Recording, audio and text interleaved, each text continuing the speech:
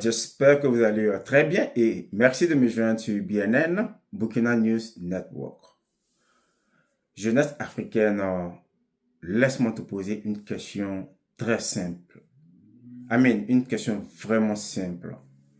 Quand tu entends sommet France-Afrique, qu'est-ce que cela te dit?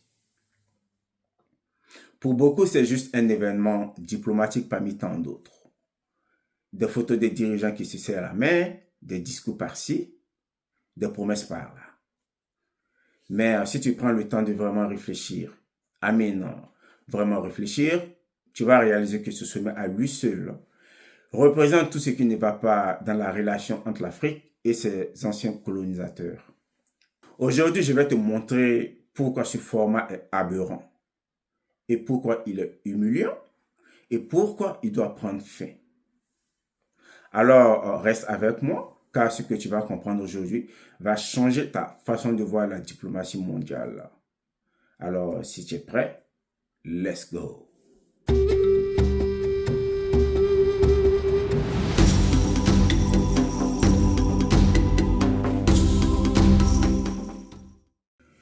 Commençons donc par les bases. Le sommet France-Afrique est une réunion diplomatique qui rassemble la France et des dizaines de chefs d'État africains. Il se tient régulièrement depuis 1973, donc depuis plus de 50 ans. 50 ans de sommet où un seul pays, c'est-à-dire la France, convoque autour d'une table des représentants de tout un continent. Et le dernier sommet en date s'est tenu au Kenya. Et cette fois-ci encore, plus d'une trentaine de pays africains ont répondu présents à l'invitation française. Je veux qu'on s'arrête là une seconde. La France, un tout petit pays de 69 millions d'habitants avec une superficie de 549 km², c'est ce pays-là qui organise un sommet avec plus de 30 nations africaines représentant plus de 500 millions de personnes et des millions de kilomètres carrés. Et on nous présente ça comme un événement diplomatique normal. Non, ce n'est pas normal. Et ça n'a jamais été normal. Et il est temps que la jeunesse africaine comprenne pourquoi. Et je vais vous expliquer. Ces sommets sont nés dans le contexte des indépendances africaines des années 1960. La France, qui venait de perdre son empire colonial, avait besoin d'un mécanisme pour maintenir son influence sur ses anciennes colonies. Elle a donc inventé ce format, un cadre où elle reste toujours au centre, toujours en position de convocateur, toujours en position de puissance organisatrice. 50 ans plus tard, le format n'a presque pas changé. Et ça devait nous interpeller profondément, nous jeunesses africaines. Maintenant, je veux qu'on se pose la question que personne ne pose jamais assez fort. Pourquoi n'existe-t-il pas de sommet Burkina-Europe? Pourquoi n'y a-t-il pas de sommet Nigeria-Amérique? Pas de sommet Sénégal-Asie? Pas de sommet Éthiopie-France où c'est Addis Abeba qui convoque Paris? Tu vois le problème? Le format France-Afrique ou Chine-Afrique ou États-Unis-Afrique, c'est toujours la même structure. Un pays d'un côté, le continent africain de l'autre. Comme si l'Afrique était une entité passive, un objet de la diplomatie mondiale, jamais un sujet. Pendant ce temps, tu n'entends jamais parler d'un sommet Afrique-Europe où ce sont les présidents africains qui fixent l'heure du jour, où ce sont eux qui choisissent le lieu, les thèmes, les conditions, où c'est l'Europe qui vient répondre aux questions africaines. Mais pourquoi? C'est simple, parce que cette réciprocité n'existe pas. Et son absence n'est pas un accident non plus. C'est un choix politique qui reflète un rapport de force construit et maintenu depuis des décennies. Je veux qu'on pousse encore la réflexion. Le G7, réunit les 7 pays les plus puissants du monde et aucun pays n'est africain. Le Conseil de sécurité de l'ONU a 5 membres permanents avec droit de veto et aucun d'entre eux n'est africain.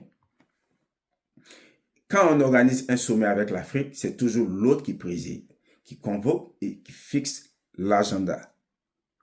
C'est ça l'architecture du monde dans laquelle nous vivons. Et tant qu'on ne la nommera pas clairement, on ne pourra pas la changer. Maintenant, parlons du fond. Ces sommets, de quoi traitent-ils vraiment? Officiellement, on nous fait croire qu'on parle de développement, de sécurité, de climat, de jeunesse, d'entrepreneuriat, etc., etc. De beaux mots, de belles initiatives affichées. Mais regarde les résultats après 50 ans de sommet France-Afrique. Les pays africains francophones sont-ils devenus plus indépendants économiquement? Les structures se sont-elles développées à la hauteur des richesses du continent? La pauvreté a-t-elle reculé significativement? L'insécurité alimentaire a-t-elle diminué? Les réponses sont douloureuses. Parce qu'après 50 ans de beaux discours dans ces sommets, les inégalités entre la France et ses anciennes colonies se sont creusées, pas réduites. Et pour cause, ces sommets ne sont pas des espaces de coopération équitable. Ce sont des espaces où la France défend ses intérêts économiques en Afrique. Ses contrats miniers, ses entreprises implantées sur le continent, ses bases militaires, son influence politique, tout simplement. Et les dirigeants africains qui y participent ne représentent pas toujours les intérêts de leur population. Certains y vont chercher une légitimité internationale, d'autres pour recevoir des financements conditionnés, d'autres encore parce qu'ils n'ont pas le courage politique de dire non. Pendant ce temps, les peuples africains, toi, moi, nos familles ne sont jamais consultés sur ce qui se décide dans ces salles climatisées à des milliers de kilomètres de nos réalités. Et c'est exactement ce que les pays de l'Alliance des États du Sahel ont compris. Le Burkina, le Mali et le Niger ont dit non à ce format, non à cette relation asymétrique, non à cette diplomatie où l'Afrique est toujours en position de demandeur face à un pays qui se pose en donneur de leçons. Ils ont dit, nous allons choisir nos propres partenaires, négocier nos propres termes, fixer nos propres conditions. Et ça dérange énormément.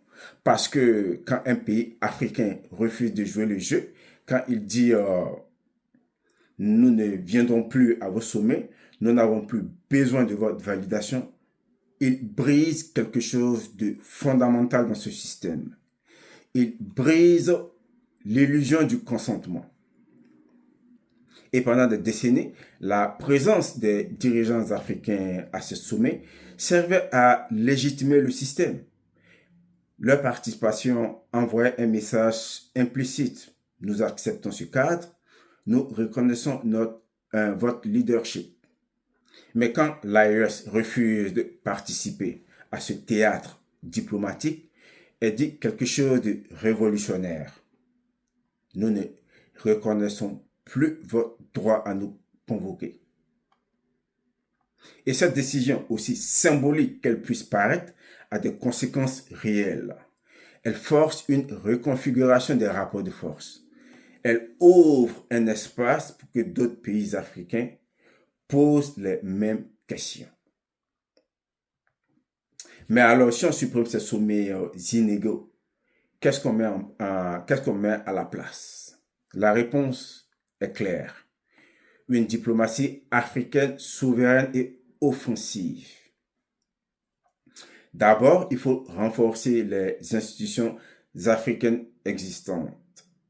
L'Union africaine doit devenir le vrai parlement du continent, pas une organisation bureaucratique financée à 60% par des fonds étrangers, mais une institution financée par les États membres africains et qui défend exclusivement les intérêts africains.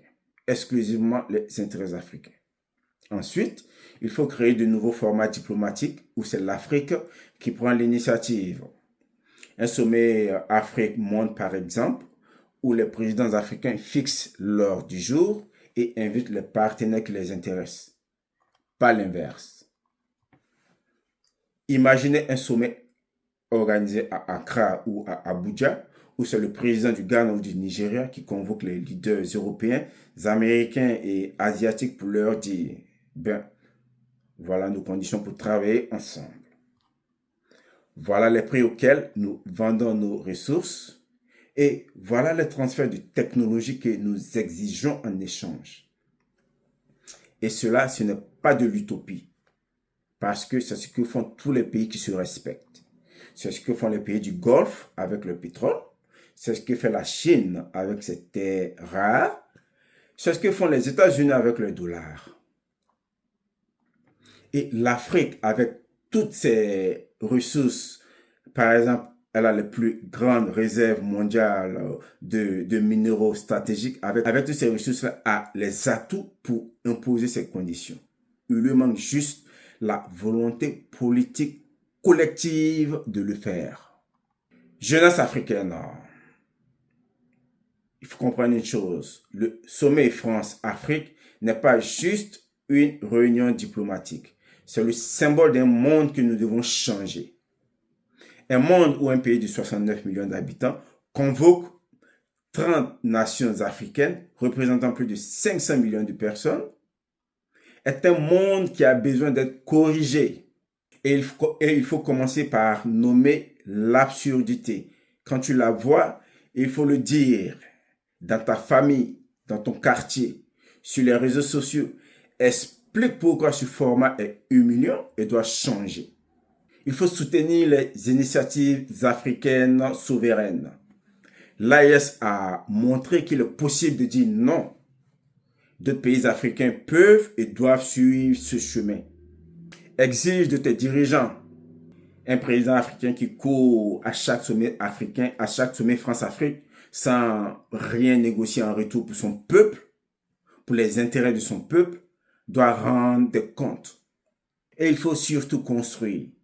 Chaque ingénieur africain formé, chaque entreprise africaine créée, chaque brevet déposé par un chercheur africain réduit notre dépendance et renforce notre position dans le monde.